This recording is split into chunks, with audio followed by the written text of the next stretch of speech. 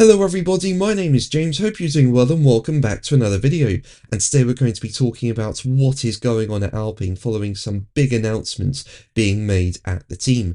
If you enjoy the video, make sure to leave a like and subscribe for more Formula 1 content. Also make sure to follow me on X at James's Pit Lane, I'll leave a link in the description, but let's jump straight into the video. So we'll start with last night then, with it being announced that Alpine team principal Oliver Oakes had resigned. Now, Oakes was brought in midway through last year to replace Bruno Firmin at Alpine, and it's fair to say that last year wasn't a good year for the team. It started so badly for them. They were the slowest car on the grid, but towards the latter part of the season, things did improve for the team, and they secured that amazing double podium in Brazil. So I think Oakes did a good job in helping turn that team around, and he also worked in partnership with executive advisor Flavio Briatore, who was also brought in last year. But you look at 2025 and it's been a bit of a tricky start for the team. There's no doubt that the car is better than what it was at the start of last year, but I think when you look at pre-season testing, I think Alpine would have been expecting a little bit more than where they are at the moment.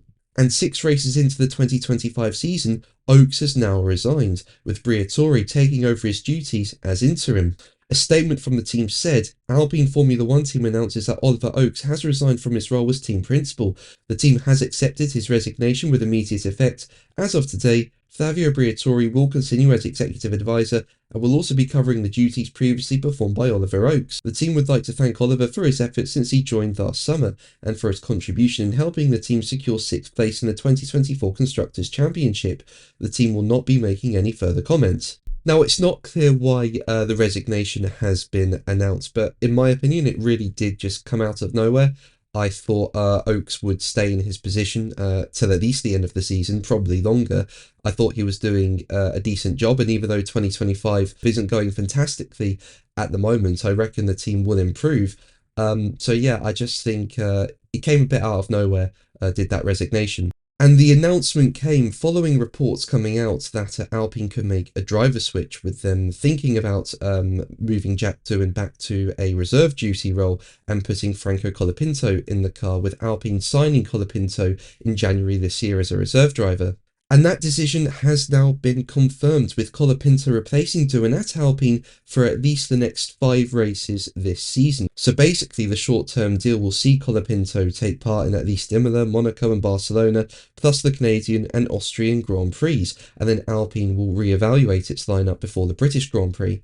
And speaking about it, Colapinto said, I've stayed sharp and I am as ready as possible with the team's race support testing program, as well as on the simulator at Enstone. I will do my best to get up to speed quickly and will give it my all to deliver the best possible results alongside Pierre Gasly. Now, as we know, Colapinto replaced Logan Sargent at Williams midway through 2024, and Colapinto really did perform. Yes, there were moments where his inexperience showed and he had several crashes, but at the same time, there was no doubt he had a lot of pace and he secured some decent points for the team.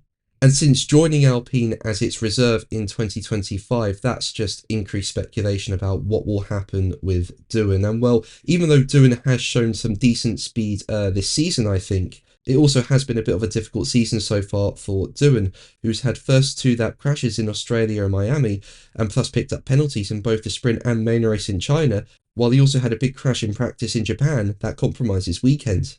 And Alpine has opted to rotate the 2 drivers as part of an ongoing assessment of its driver lineup. Briatore said, having reviewed the opening races of the season, we've come to the decision to put Franco in the car alongside Pierre for the next 5 races.